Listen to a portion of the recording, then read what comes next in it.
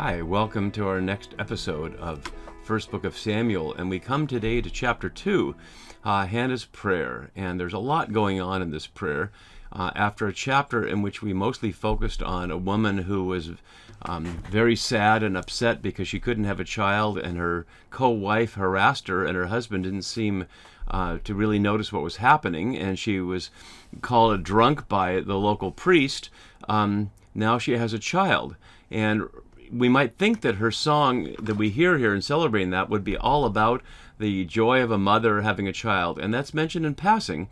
But perhaps surprisingly here, most of her prayer is political. It has to do with the power of Yahweh and the social order and a reversal of social order. So nothing so far directly has prepared us for what we're hearing here. What we're going to hear fits with Polzen's hypothesis that what we're hearing in the first chapter and these first several chapters is really a hidden commentary on the monarchy, even though there's been no mention of monarchy or need for a king yet until we get to this song.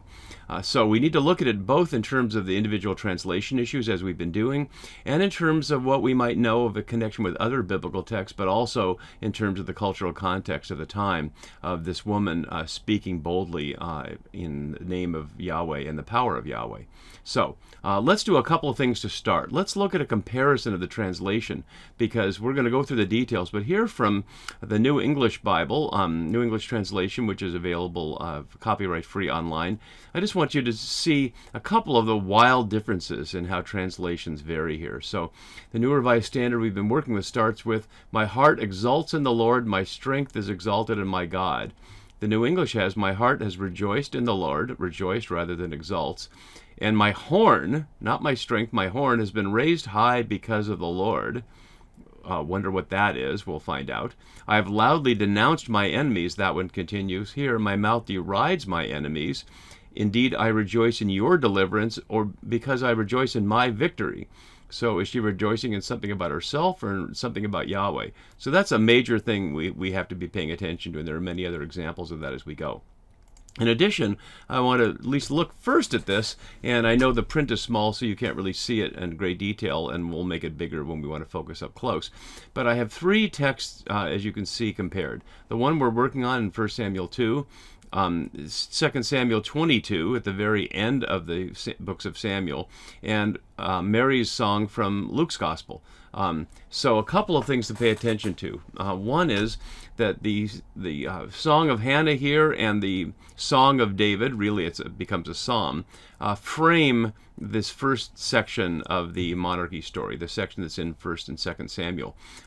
As we said in the overview introductory session of this series, it's hard to know exactly the order of sequence of writing of the various parts of this, but here we see clear connections between Hannah's song here at the beginning and David's at the end. I'm not showing you all of this when this is just 22, 1 to 17. His song takes up the entire chapter, which would fill another page. But I just want you to see a couple of things that clearly connect them. So, for example, calling God a rock, we see in both places here. The mention of Sheol, the only time Sheol is mentioned in the entire books of Samuel, or in these two places. And the idea of God thundering, we hear from heaven, and we see that there. So those frame it, and one of the questions is, do they frame it around the power of God, or the power of the king, or the power of God's king? And the only way to answer that is going to be to journey all the way through the books, as we're doing, one step at a time. But when we look hundreds of years, perhaps 1,000 years later, to Luke composing his narrative of the bold young Mary, who is pregnant by an angel and not afraid to go visit her kinswoman Elizabeth up in the hill country, a long way from where she was in Bethlehem, we hear many echoes of what she has to say here and what Hannah has to say, starting with praise of God. Here, "My soul magnifies the Lord, my heart exults in the Lord." The idea of God being a savior is in both places. But as you can see from the colored pair, some very specific things about an overturning of social order. So God brings low, brought down the power from the thrones, raises up the poor, lifts the needy, almost verbatim here, lifts up the lowly. Those who are full have hired themselves out for bread, and those who are hungry or fat with spoil, filled the hungry with good things and sent the rich away empty.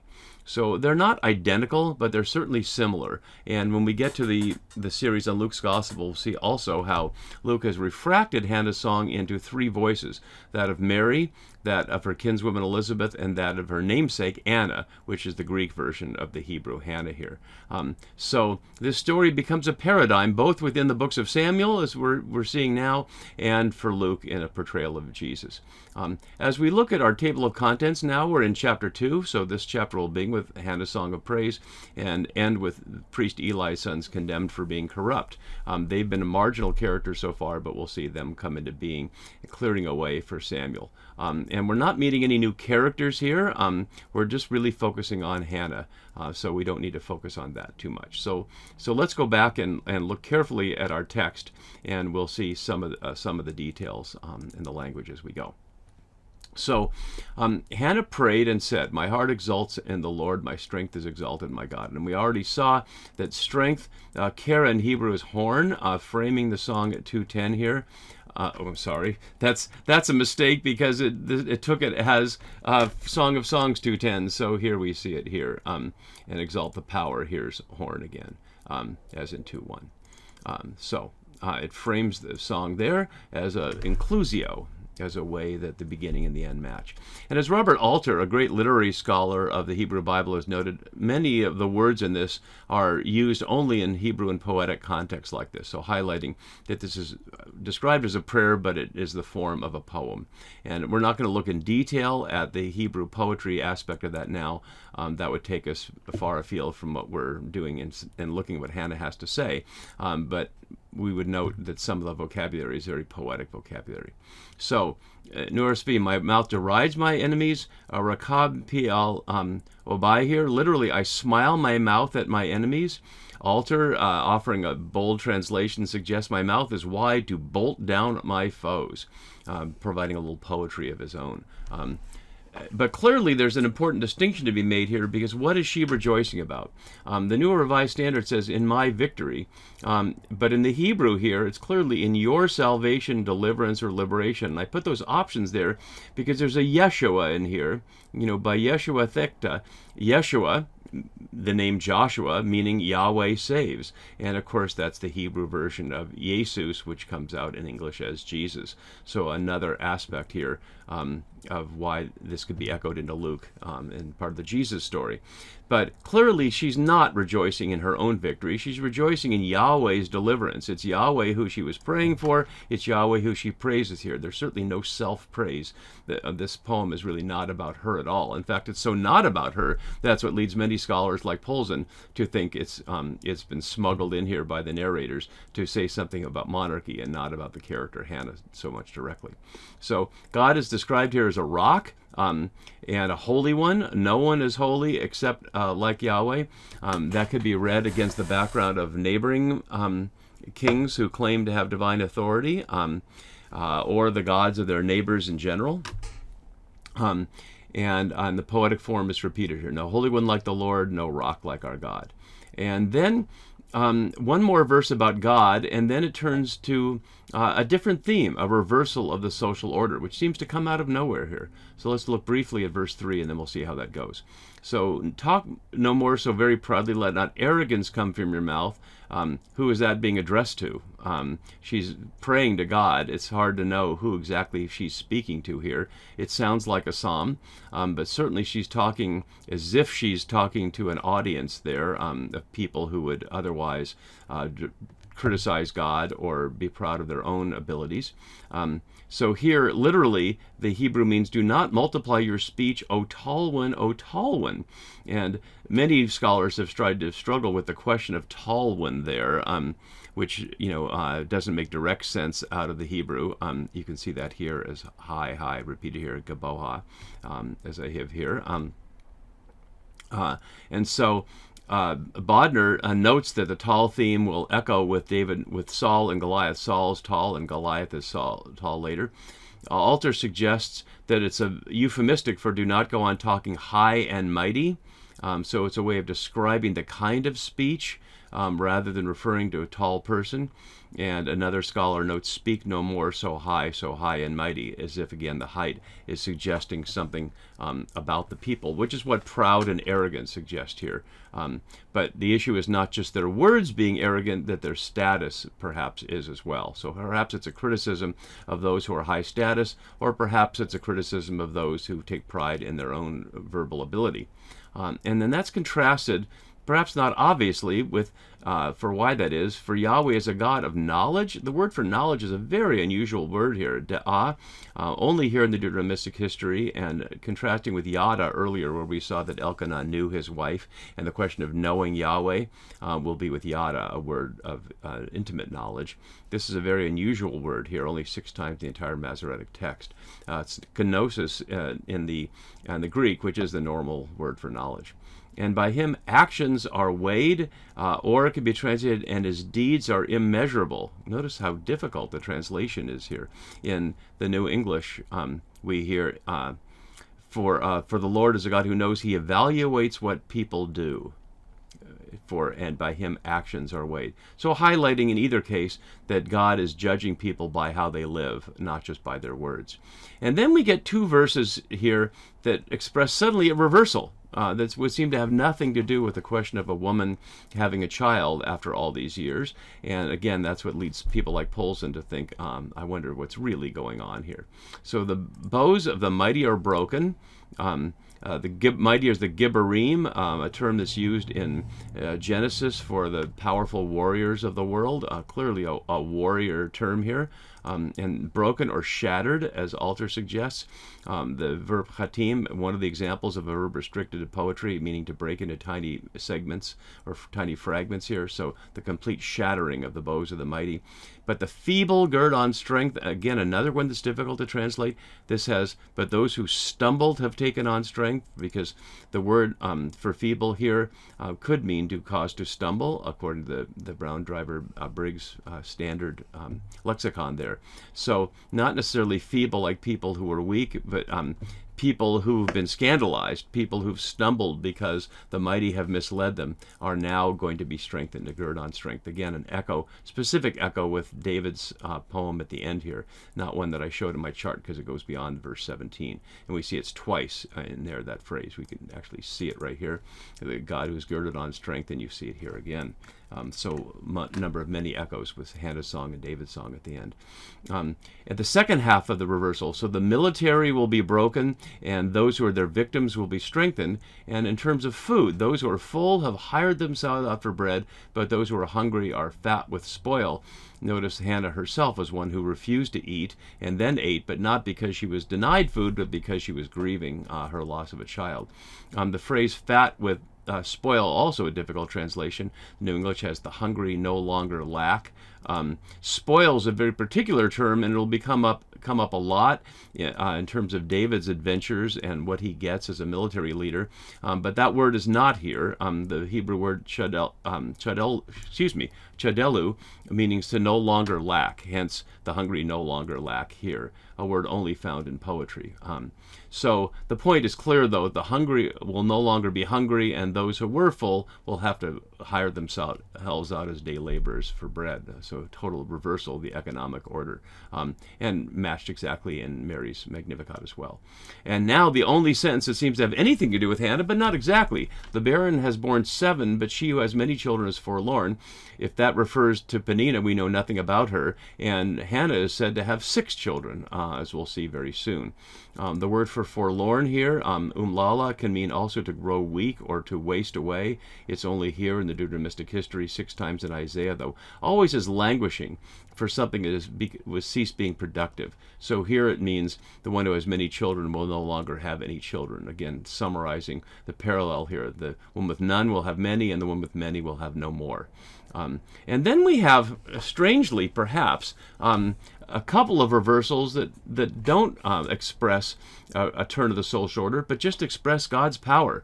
Whereas here, God is clearly being shown on the side of those who are hungry, getting them enough to eat, while those who had too much are sent away. Here it's simply God's power over life and death, and over judgment, and over wealth, and over status. all those things just presented as pure elements of power here.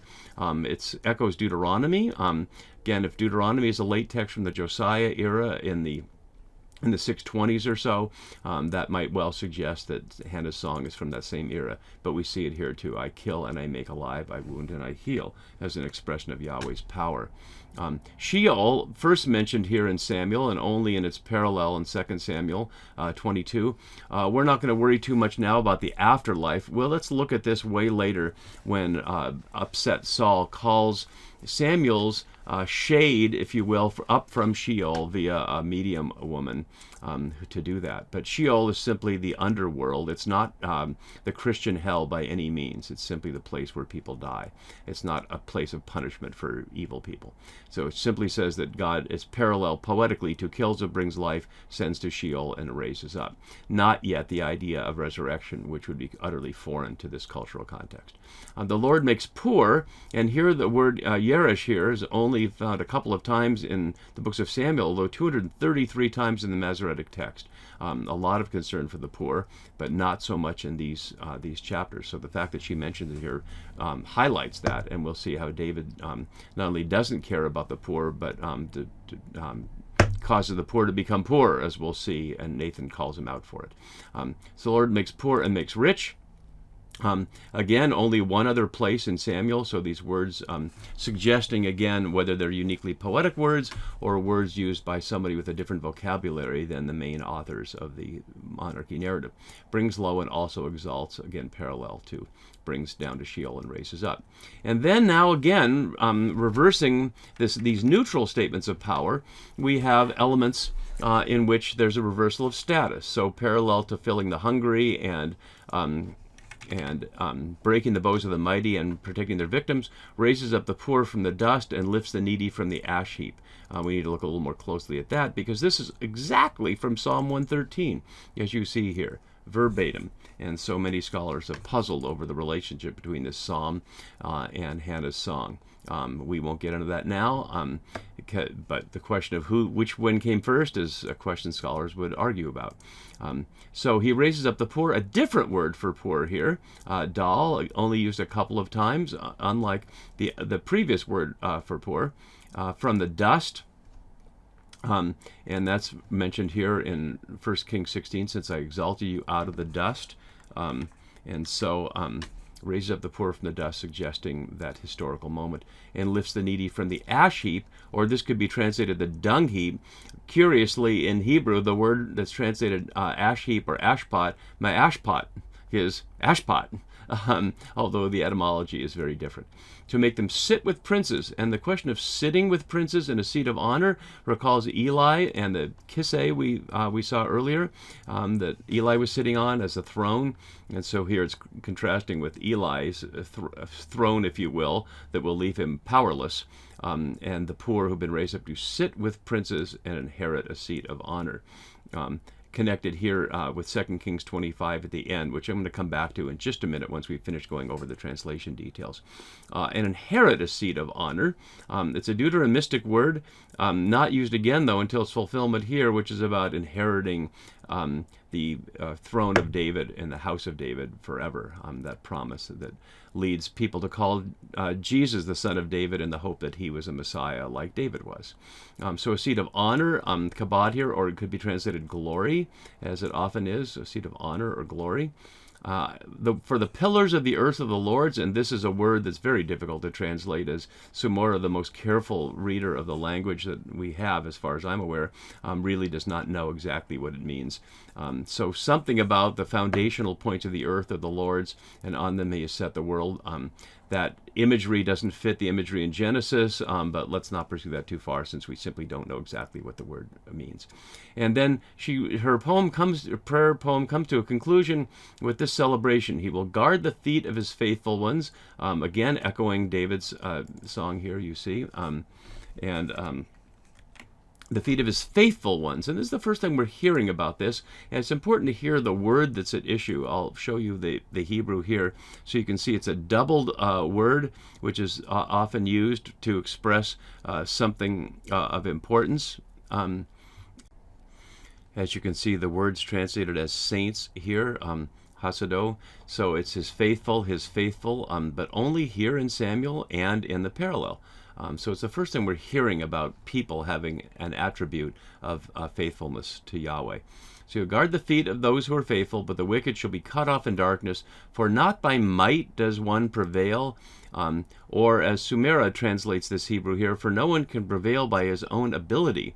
And that's a huge difference, of course. Let's look at what the New English has here. For it is not by one's own strength one prevails. So the question is it not by violence or by force in general, or one's own force? And that makes a huge theological difference, doesn't it? Is Hannah's song proclaiming that violence is never going to be the means of winning? It's certainly contrary to everything we're going to hear in this story, or one's own violence or one's own power apart from God, which certainly seems to fit the context a little better. So here, I think that it's closer here to say not by one's own strength than not by might in general. And then this great proclamation at the end of Yahweh, his adversaries shall be shattered. Again, matching what we saw earlier. And the Most High will thunder in heaven, again from 2 Samuel 22. And the Lord will judge the ends of the earth. He will give strength to his king and exalt the power of his anointed. So 3 things attributed to Yahweh here. And there's a question we'll look at in a second. Judge the ends of the earth, give strength to his king. Out of nowhere we hear that, and exalt the power of his anointed, or Messiah, as we hear here. So this leads a number of commentators to ask, does the theology of this statement here fit the theology of everything else in Hannah's song here? Sumara says against the consensus of people who take it as a secondary and pro-monarchic addition, against what he sees, what they see as the rest of it is anti-monarchical because of the bringing down of the powerful. He says it as correlations of the song, it fits the context too well to take it as a simple addition. But it could be a comment by the narrator rather than part of Hannah's prayer, since it's outside of the inclusio formed by that repetition of Yahweh here. So, in any event, whether it's by the narrator or a different writer later, this seems to make ambiguous the question of whether Yahweh is on the side of the king. And in a way that's perfect, because the entire books of Samuel, in whatever order they were written, in whatever time and by whomever, is ambiguous about the power of the king and whether Yahweh is on the side of the king or not. So we're going to see that ambiguity all the way through the entire thing. And this is the first time we're going to see the king, of course, described as Yahweh's anointed. So that gets us through the details. But I want to take a step back to look at a couple of things about this entire chapter here. One is, this is the first time we're going to hear a woman speaking powerfully like this. And there aren't that many women who are going to speak in the books of Samuel. We'll hear another one, Abigail, give a long speech in 1 Samuel 25. And there are a couple of other women who are more or less hired to give speeches. Bathsheba will hardly speak, given that she's such a key character. So we really need to pay attention to why the authors are presenting us with this long political and socially radical speech by Hannah right after a chapter that on its face doesn't seem to have anything to do with that kind of thing. And that's one of the ways we need to go back and look at the book of Judges. And Gail Yee, a wonderful scholar, has helped us to see this. So let's go back. We're not going to look at the whole story, but we have to go back to the horrible story in Judges 19, the last story that takes up the 3 chapters of the book, about a time that starts with, in those days when there was no king in Israel, and ends the same way, because we see in those days there was no king in Israel. So this story is framed by the absence of a king. And in the absence of a king, what happens is an absence of hospitality, rape, and intra-tribal violence. It's a horrible story. If you're not familiar with it, it's basically about a man with his concubine who go to a town and try to sleep in the square, and a local person tells him not to sleep in the square because that's dangerous, and he takes them in, and the people of the town decide they want to rape the woman and kill the man, very much like the Sodom and Gomorrah story in Genesis 19. And one could ask the question then of which came first. Almost certainly the Judges story came first. It's a very similar story, although other than angels, it's a concubine, it's a woman who the city people go after. And as it happens, they rape her and kill kill her and leave her on his doorstep. And in his anger, he takes her and cuts her body into pieces and sends pieces to all the tribes of Israel to muster them to expel the people who would commit such a quote-unquote outrage of raping an Israelite woman. And it comes down to Israel versus Benjamin as tribal areas, and that's really important because Saul is a Benjaminite. And when the Benjaminites who are helping the rapist begin to lose, the Israelites have to decide what their future is with the Benjaminites. Because they're kin, they end up taking women from another people to marry with the Benjaminites because they say it would be an outrage for them to marry Benjaminites because of this behavior. But it sets up a very difficult situation. And throughout, the concubine is acted upon by these men with no opportunity to speak at all. A horrible violence against women there. And so it ends with that. The Israelites departed from there at that time by tribes and families, and they went out to their own territories. In those days there was no king in Israel. All the people did that was right, what was right in their own eyes. So when we get to Hannah's song here, Yi points out that Hannah now is being asked to speak for the women. To speak for the women who've been victims of men. She wasn't raped, of course, but we saw her husband Elkanah ignore her until he chose not to, and we saw Eli the priest accuse her of drunkenness. So she's a victim of patriarchy as well, and she puts her trust in God, and the writer of this story puts that right out there and raises her up as a spokesperson for the power of God to bring down the powerful, to break the strength of the military, and to raise up the poor. It also, again, raises the question of her speaking on behalf of the Israelites for their desire for a king.